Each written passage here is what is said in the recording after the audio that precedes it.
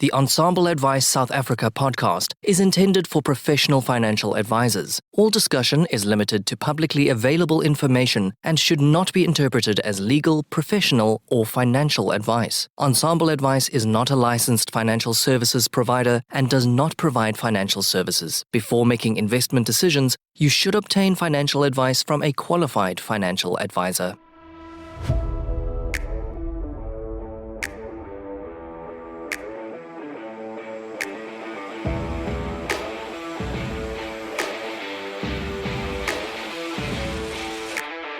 Hi, I'm Louis van der Merwe, Certified Financial Planner.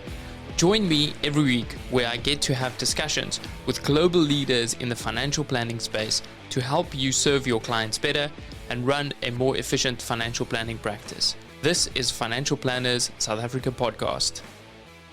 Portfolio Metrics is thrilled to bring you this podcast in support of our common passion for people and the evolution of wealth management. Our global business links precision investment management to expert financial advice through partnerships and technology. Portfolio Metrics is an authorized financial services provider.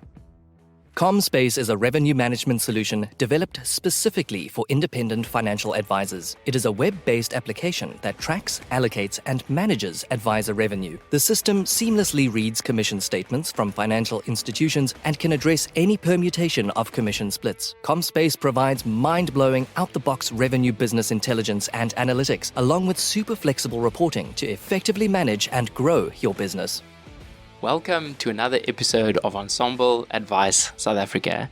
Today, I'm sitting in the office of Dr. Jeannie de Villiers-Strijdom, who I had the privilege of 15 years ago being my lecturer at the University of Stellenbosch, who definitely shaped the path going forward. Jeannie, it's lovely to be here. Thank you very much, Louis. It's a privilege to be on your podcast.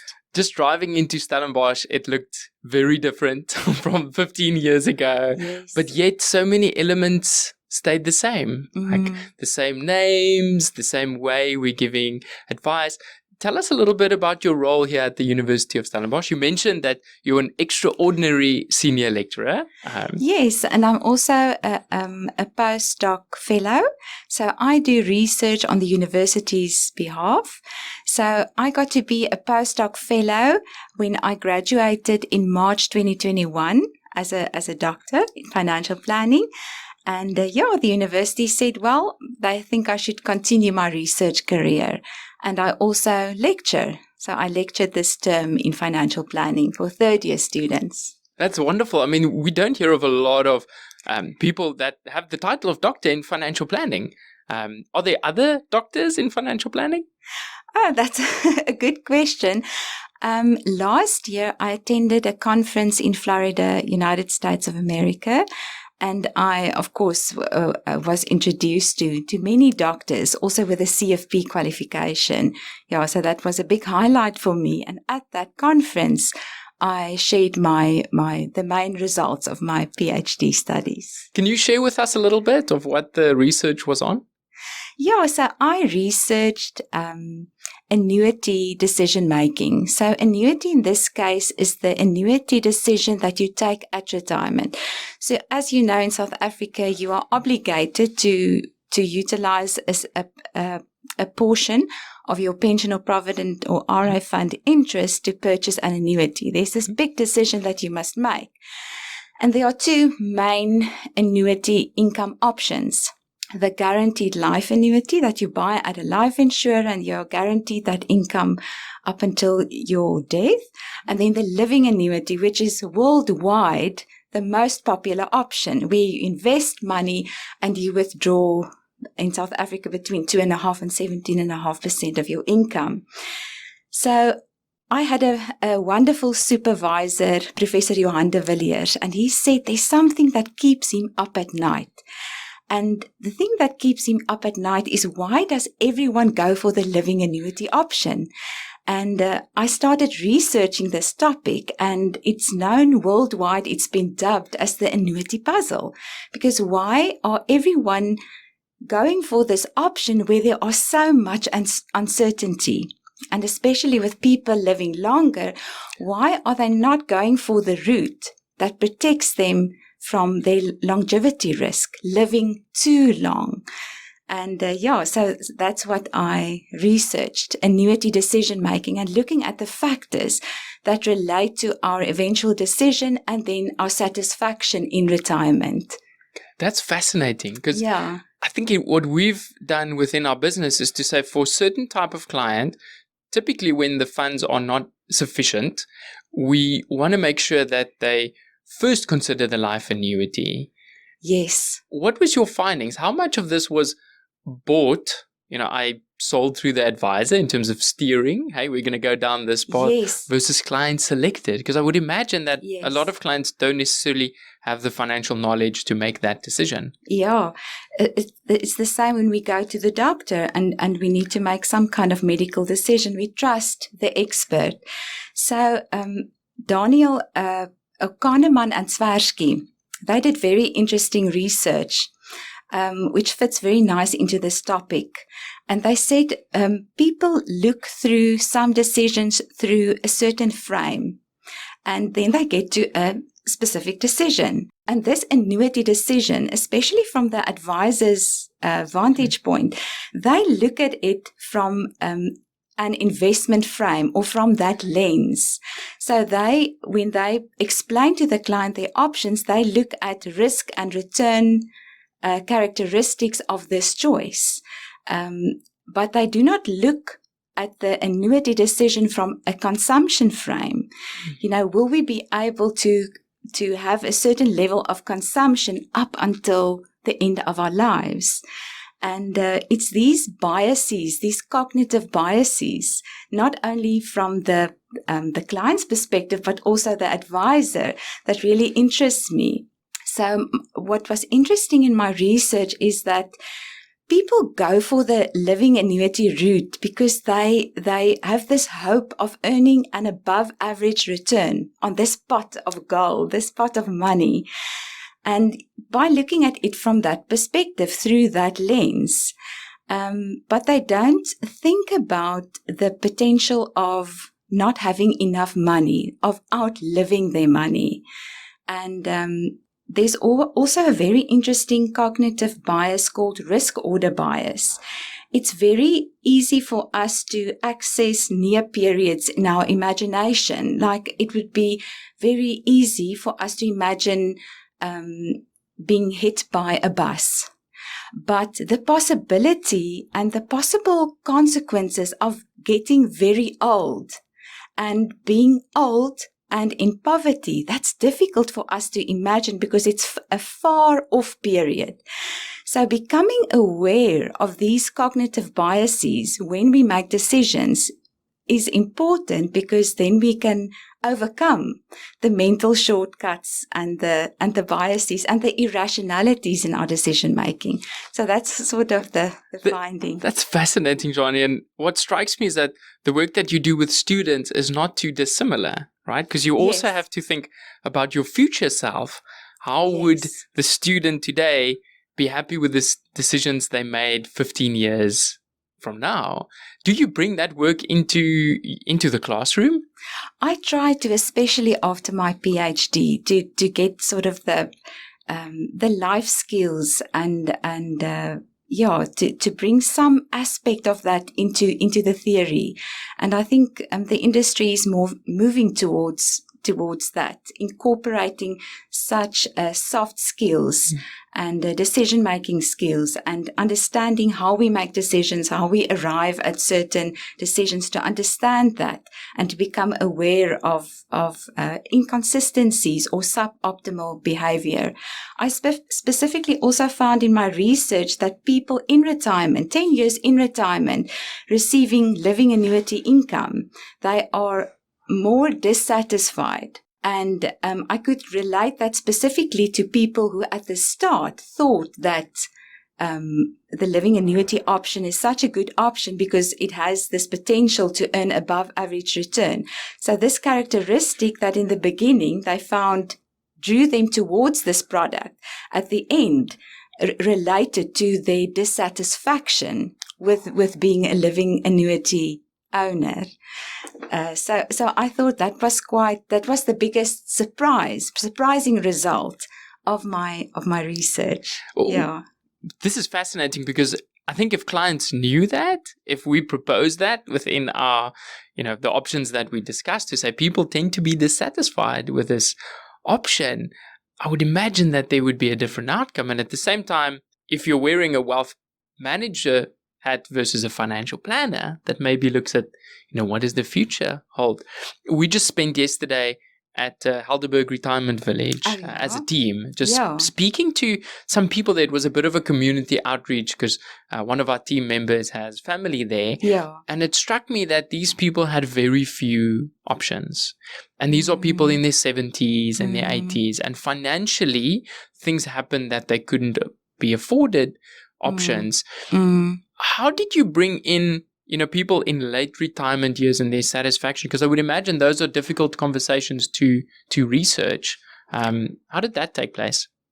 Yeah, so I did a questionnaire or survey-based research. So I sent out a lot of questionnaires and then I analyzed the data. I think also an important aspect now that you talk about people later in life is that the living in an annuity option requires active management and choosing a withdrawal rate and the underlying funds and making sure that the money keeps pace, the investment rate keeps also pace with inflation. And people later in life, especially when the person who handled the finances, the spouse who handled the finances dies first, it becomes more difficult, more of a challenge when you lose your mental health or you get a client could get dementia or whatever. Those financial decisions become even more of a challenge later in life and with illness and spouses passing away. Yeah, I'm a real advocate for at least putting on the table this other potential option, this guaranteed annuity option that won't give you sleepless nights, and it's there, it's guaranteed. And in South Africa, we have wonderful products like Just Annuity with these with-profit annuities. Yeah. Yet sometimes it's complex to explain to clients. I think as financial planners, we fall in the trap of this is the way it's always been done. Yeah. How do you find, are financial planners good at challenging the narrative of saying, oh, this way we've always been doing it, we need to relook at it? Or is there maybe a new wave of people revisiting the way financial planning is done? Yeah. That's a good question to ask. I think it's important, and I think that's the role of academia in financial planning, is to ask the difficult questions and to look at alternatives and to question the way that we've been doing things and say, are there perhaps other ways? And what does the research say? Can we ground this in empirical research? And I think there's definitely a case to be made to at least have that conversation, especially also with clients in retirement.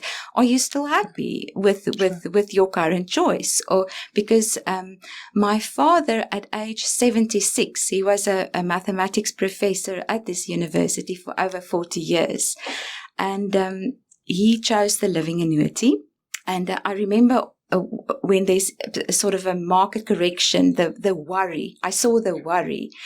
And but so he kept on going with his living annuity. And then when I graduated and I found that retirees are, they are dissatisfied, the living annuitant, he said, well, perhaps we should revisit my retirement choice.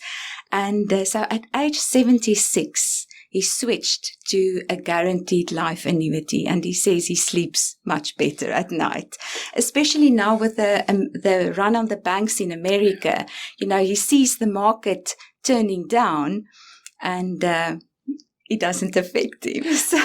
And here we are, two people in financial planning. My mother has a guaranteed annuity income. Your father now has a guaranteed. Yeah. There is absolutely a place for people's peace of mind. Absolutely. Yeah. And that should also just be something to consider and to have on the table. Yeah. And these are difficult conversations, right? Because on the one hand, the financial models are geared towards incentivizing advisors to go the living annuity route. Yes. I want to ask you the in-fund annuitization options that we're seeing. So people retiring from their employer, the the umbrella fund or the standalone retirement fund has to now offer them in-fund annuities. Yeah. Are those things successful? Is it being taken up? That's a good question. I don't have any numbers, but I have a friend that is retiring soon. And, I said that you should definitely consider it because, just from an economies of scale perspective, the costs are very competitive with such big funds. Yeah, so I think it's a great move towards protecting clients' interest. Yeah, in that time of your life when everything is changing, your career is coming to an end, you have it's a big transition. have to make the most important decision of your life in terms of your finances, but also what are you going to be doing with the rest of your life? I want to rewind a little bit to find out how Jeannie ended up in the financial services. Give us a little bit of that backstory. Okay, my story. Yeah, so I was an economics student here at Stellenbosch University, and one of my lecturers in my honors year, Christo Malan from Altus, his practice is in Valdevie in Parel. He said that for one of the students in the class, he's going to offer a job opportunity in Durbanville those days, yeah. And I worked very hard that year, and I got the job. And he had a small boutique asset management firm and then a financial planning practice. And I started out being very interested in the asset management, the investment sides. But as I saw how Christo interacted with his clients and the relationship and the trust that formed and how you become involved in people's life stories and their decisions and life outcomes, I thought, well, maybe I should shift a gear to more the CFP route. And I enrolled applied to do my CFP qualification at the University of the Free State.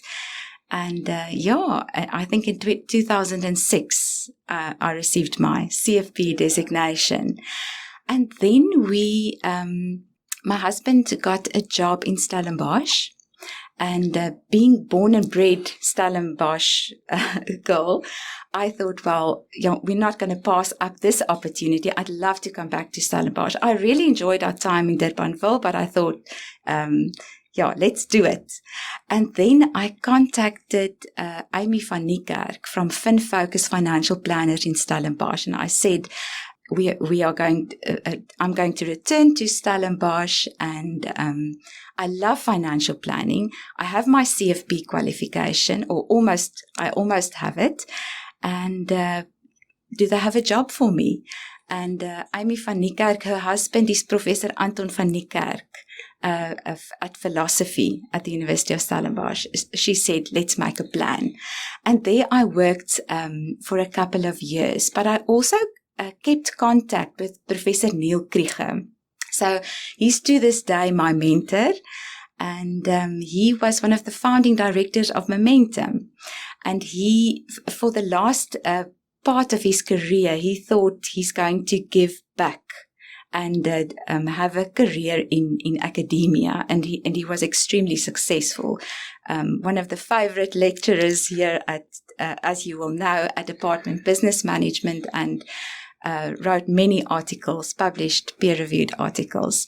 In any case, I kept contact with Professor Neil Krieger, and in 2006, we had a meeting, and he said he wants to start an undergraduate module and focus area in financial planning.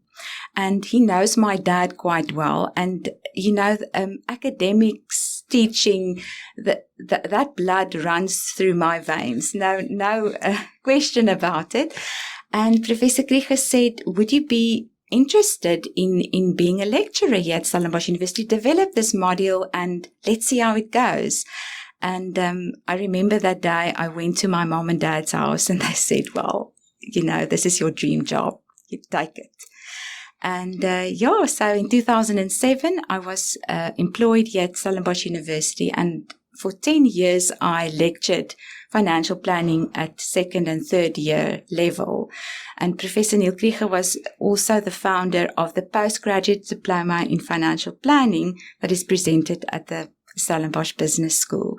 Yeah, so I've had a wonderful career up to now.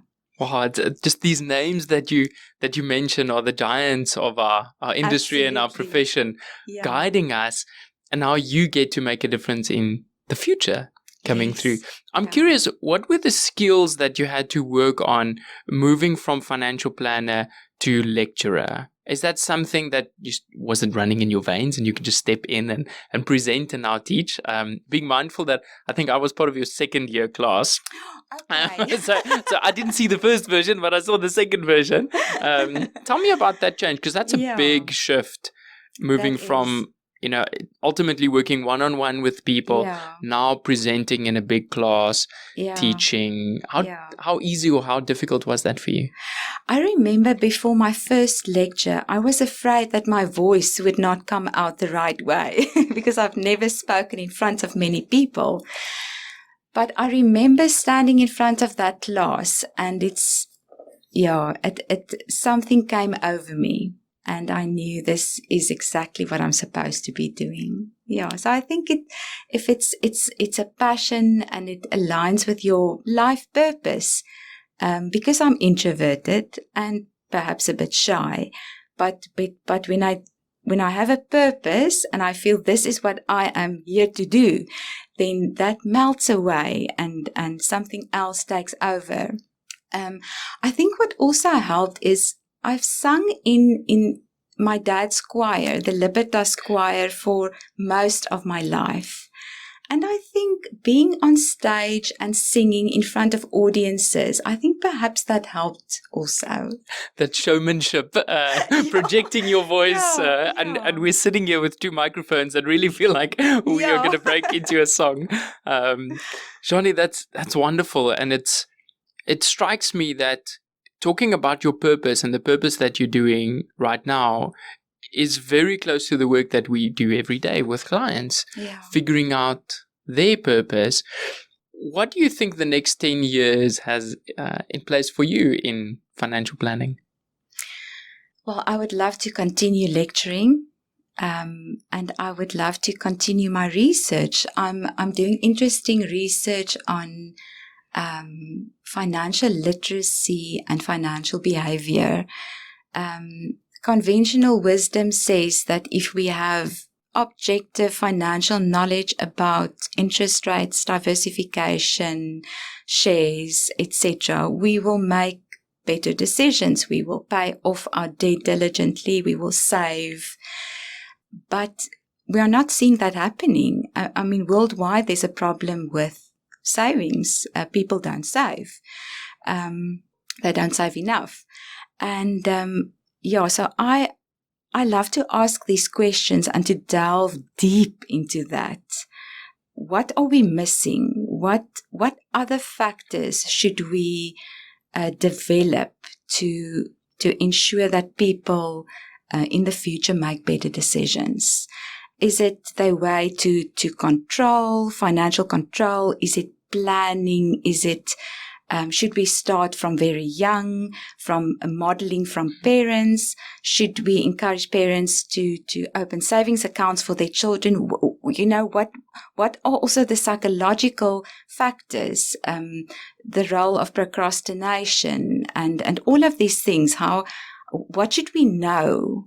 What can we change to see an improvement in people's financial behavior? So I'm very excited to think that I have wonderful data that I've collected, and I'm just waiting for the end of the term, and then I'm going to analyze it. I'm very excited to see what's going to come out and how can we help people to improve that aspect of their lives. It sounds like it's a lot more to do about behavioral economics, and then applying that to the world of financial planning. Yes, absolutely. Okay. That's where my interest lies. My grandmother on my father's side, she was a psychologist. And I remember as a child being very curious about her psychology books. So it's almost as if that part of me is also developing, and to the combination of psychology and financial planning that is a sweet spot for me.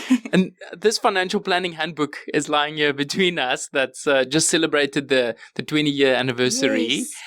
And we're seeing in America the inclusion of the psychology of personal financial planning. Yes. I know that there's quite a few people in South Africa working on this. Do you think it's slowly going to increase in terms of importance within this profession? And do you think there's a place within the teaching curriculum in undergraduate? Oh, absolutely. And I feel passionately about it. Interestingly, I applied for a job just after my graduation in 2021. I wanted to spread my wings a bit, keep your options open. And I applied for a job at South Dakota State University in North America.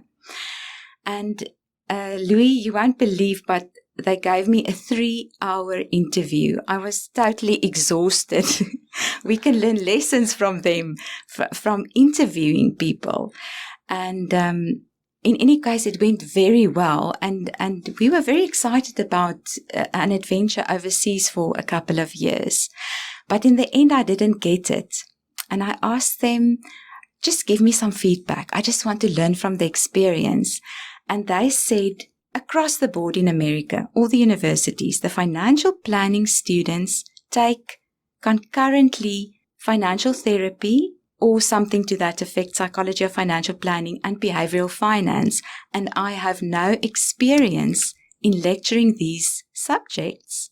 And, based on that, it was a good interview, but you don't have that. And the other applicants had it.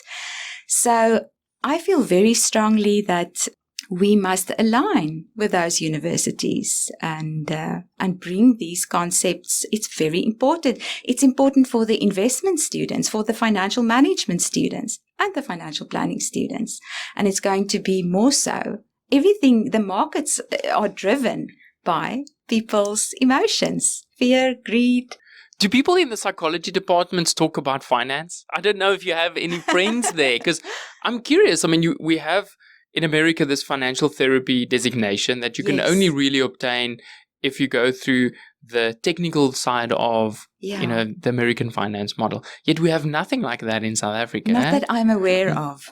Yeah. Is there a place to walk into the psychology department and say, hey, who's interested in finance? I mean, you're giving me an idea. We should draw from them. We don't need to reinvent the wheel. So I would be very excited to be part of a movement in that direction and to explore that further. There's some fascinating people in America, and what I've seen is that often it's around family dynamics. These internal systems that they talk about. So it doesn't necessarily have to be counseling, but it can just be understanding human decision making and what drives our decisions. Absolutely. And I would love for us to see that in South Africa, because just speaking to the students this morning, very few of them had a default in the human sciences. Like there was only a few hands that were raised that were interested in psychology, yet in hindsight, that's actually what we do. Yeah. And as you also said in the lecture this morning, Louis, that with artificial intelligence, the technical side is going, those aspects, the development of AI is going to take care of many of the technical aspects. So what we have to offer is really understanding the human side of financial planning. I really look forward to seeing that develop in South Africa, because now we have wonderful universities with wonderful lecturers that can set this pathway, but yet we still see a big drop-off in financial planners. I think about 70 or 80% of them leave the industry very quickly. Yeah. Have you seen a change in that over the last 10, 15 years? Or is that an area that's got its own challenges and things that are maybe not in your scope? We try to help the third-year students to get placed at good financial planning firms. And it's very important that it's a reputable firm that is not sales-driven and that the students receive at least for 2 years a fixed salary so that they are not cold-calling clients, etc. So, the results are very mixed. I spoke last year to some of my old students, and some of them landed with amazing firms, and they are doing so well, and they've been in the industry since. And they have happy careers, but I've also seen the other side, where they had, traumatic experience, and, they've been thrown a telephone book and say, do cold calling and sell, and your salary is based on, or you just earn commission. So, that is not what I stand for. That is not financial planning. So this show is all about the positive evolution of financial advice, and it's getting to a point where we're professionals and we're getting remunerated. If you had to leave a set of instructions for someone to look for a financial planner, let's say it's a family member, what would those instructions be? What are the things that you look for when you would interview a financial planner? Okay, so, well, firstly, the technical side must be there. The academic side is obviously important for me. So I would definitely not consider someone without a CFP qualification, because in that way I know that person has certain minimum experience and education. They have a certain standard and they adhere to a certain code of ethics. So that is very important. And then I'm actually a client of an advisor at FinFocus in Stellenbosch, and he also has a CFA qualification, which I like because I like to talk about the technical side of my investments. So I think that's a great combination to have. And he's also an admitted attorney, and when we reviewed our will recently, it was very nice to talk to someone who also has that kind of background. And then very important for me is empathy. If I'm sitting and talking to someone about my will, and I'm talking about, things that are hard, what will happen if my husband and I pass away at the same time? What will happen to our children? And will we set up a trust?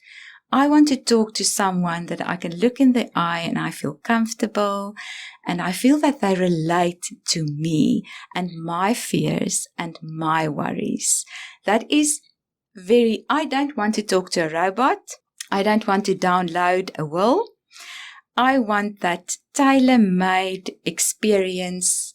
I want to sit with someone and talk once or twice a year about my situation and how things have changed. And I'm also very excited about the industry. What are the new products? What are the new trends? And it's a nice feeling to have a place where I know I can safely have these discussions around financial planning. That I would love to see those conversations, and I can imagine how potentially intimidating that could be to most financial planners, having to present a financial plan to someone that does this for a living. Yet what you're saying is what we hear from almost every client. I'm also just a client. When it becomes personal, it's different. Suddenly you feel a bit unsure. Am I doing the right things? Am I missing something? I think it's important that even I go to a financial planner, because I also have blind spots. Absolutely. Absolutely. What are the things that you're teaching your kids about finances? Are you going home and are they receiving a lecture about financial planning, or do you have a different way of talking about money to your kids in an intentional manner? Yeah. So my children are 10 and 12, almost 10 and 12 respectively. So we've just opened 2 tax-free savings accounts for each child, and I explained it to them because I think it's a very nice way for them to become interested in investments. And it's interesting. I spoke to my daughter. I spoke to them separately. And what I want to teach them is not only are we putting away some money for them and therefore not spending it today, as they would rather do, we are putting it away. And we're not only putting it away, this money is going to grow so that they can one day go to university or start a business, it's an investment in their future.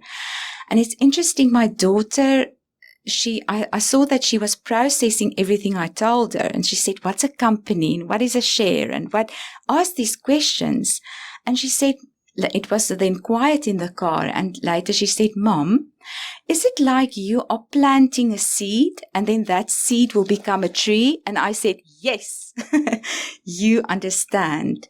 And I think with the research on financial literacy, one of the components is what they call family financial socialization.